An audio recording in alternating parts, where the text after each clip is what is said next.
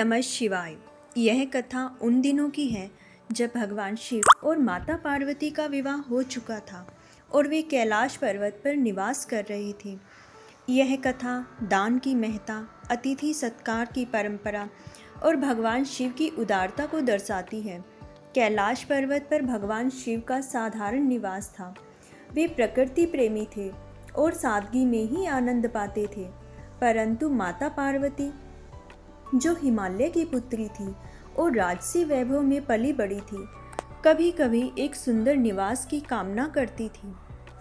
एक दिन माता पार्वती ने भगवान शिव से कहा, हे प्राणनाथ, आप त्रिलोकीनाथ हैं, फिर भी हमारा निवास इतना साधारण है, क्या आप एक सुंदर महल का निर्माण नहीं करा सकते? भगवान शिव ने मुस्कुराते हुए कहा, प्रिय, यदि तुम्हारी यही इच्छा है तो मैं देवताओं की शिल्पकार विश्वकर्मा को बुलाकर एक अद्वितीय महल का निर्माण कराऊंगा। भगवान शिव ने विश्वकर्मा जी का आह्वान किया। देवशिल्पी विश्वकर्मा तुरंत कैलाश पहुँचे और भगवान शिव के चरणों में प्रणाम किया। हे देवाधिदेव, आपकी क्या आज्ञा है? विश्वकर्मा ने पूछा। भगवान शिव ने कहा, विश्वकर्मा, मैं चाहता हूँ कि तुम कैलाश पर एक अद्वितीय महल का निर्माण करो। यह महल ऐसा हो कि तीनों लोकों में इसकी तुलना न हो। विश्वकर्मा जी ने हाथ जोड़कर कहा, जैसी आपकी आज्ञा प्रभु। और इसके बाद विश्वकर्मा ने अपनी दिव्य शक्तियों का प्रयोग करके एक अद्भुत महल का निर्माण प्रारंभ किया। यह महल स्वर्ण, रत्न और दिव्य धातुओं से बना था। इसकी दीवारें मोतियों से जड़ी थी और छत हीरे जवाहरात से सुशोभित थी। महल में अनगिनत कक्ष थे। प्रत्येक कक्ष अलग अलग रत्नों से सजा था। उद्यान में कल्प वृक्ष लगे थे जिन पर हमेशा फूल खिले रहते थे। महल के चारों ओर दिव्य झीलें थीं जिनमें कमल के फूल खिले रहते थे। जब महल का निर्माण पूरा हुआ तो देवता, गंधर्व, अप्सराएं सभी इसकी भव्यता देखकर चकित रह गई। यहाँ तक कि इंद्र का महल भी इसके सामने फीका लगता था। माता पार्वती अत्यंत प्रसन्न हुई। उन्होंने कहा, भगवान शिव का धन्यवाद किया और कहा, प्राणनाथ, यह महल अद्भुत है। अब हम यहाँ सुखपूर्वक निवास करेंगे। भगवान शिव और माता पार्वती उस महल में रहने लगे। कुछ समय तक वे वहाँ आनंद से रहे। उन दिनों लंकाधिपति रावण अपनी विद्या के नशे में चूर था। उसने सुना था कि कैलाश पर भगवान शिव का एक अद्भुत महल है। वह उस महल को देखने और किसी तरह से उसे प्राप्त करने की योजना बनाने लगा। रावण जानता था कि भगवान शिव अतिथि सत्कार को बहुत महत्व देते हैं और किसी याचक को खाली हाथ नहीं लौटाते। इसलिए उसने एक चतुर योजना बनाई। एक दिन प्रातःकाल में रावण ने एक वृद्ध ब्राह्मण पंडित का वेश धारण किया। उसने सफ़ेद वस्त्र पहने, जटाएं बनाई, माथे पर तिलक लगाया और हाथ में कमंडल और दंड ले लिया। यह एक महान विद्वान ब्राह्मण की तरह दिखने लगा। इस वेश में रावण कैलाश पर पहुंचा।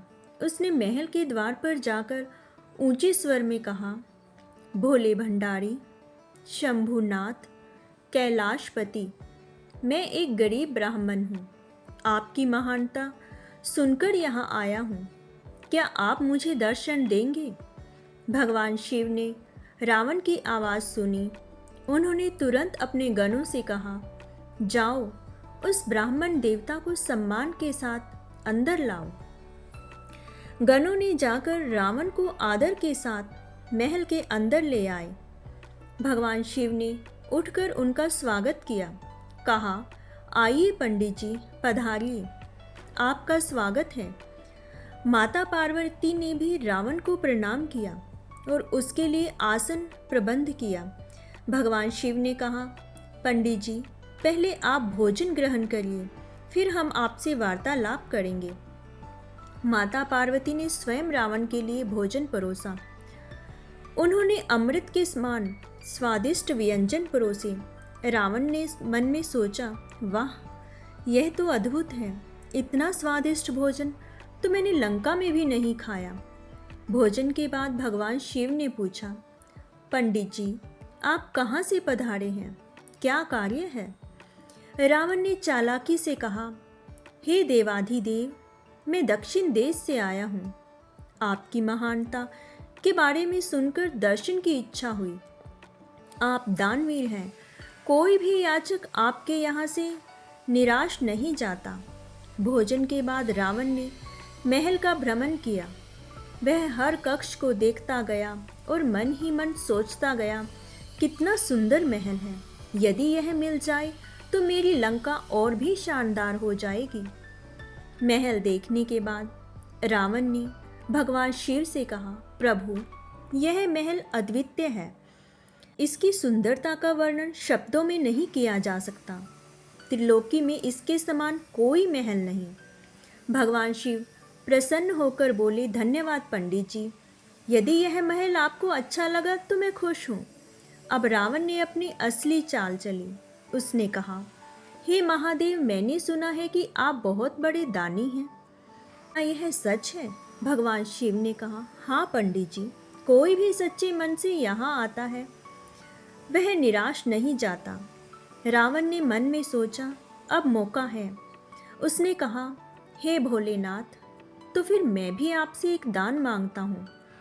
भगवान शिव तुरंत बोले, हाँ पंडित जी, मांगिए, जो मांगेंगे वह मिलेगा। रावण की आंखों में चमक आ गई। उसने कहा, तो फिर प्रभु, मैं यह महल दान में मांगता हूँ।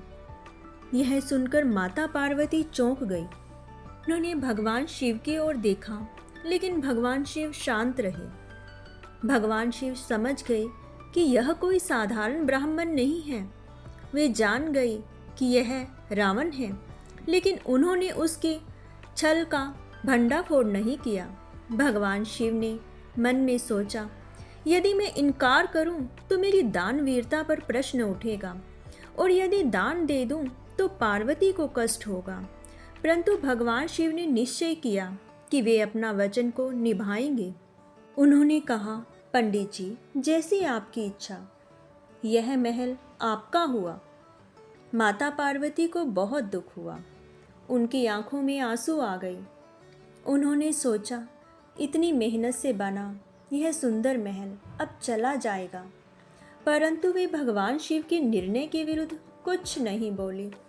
वे जानती थी कि उनके पति के वचन अटल हैं। रावण अत्यंत प्रसन्न हुआ। उसने कहा, धन्यवाद महादेव, आप सच्चे दानवीर हैं। अब मैं इस महल को लंका ले जाऊंगा।